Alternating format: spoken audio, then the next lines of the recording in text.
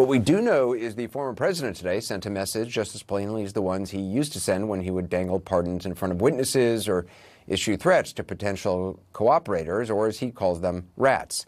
And we should say we generally do not air the man's rantings at all. However, it's a different story when those rantings show his retrospective support for the last coup attempt and suggest his eagerness for another. Now, here's the statement he released. Quote, "The unselect committee of partisan Democrats and two very weak and pathetic rhinos should come to the conclusion after spending many millions of dollars that the real insurrection happened on November 3rd, the presidential election, not on January 6th, which was a day of protesting the fake election results." Blah, blah, blah, blah, blah. But it also might be a message to those four who are due to comply with the committee.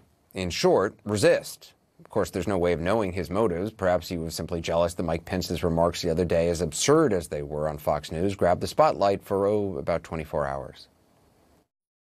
I know the media wants to distract from the Biden administration's failed agenda by focusing on one day in January. They want to use that one day to try and demean the character and intentions of 74 million Americans who believed we could be strong again and prosperous again and supported our administration in 2016 and 2020.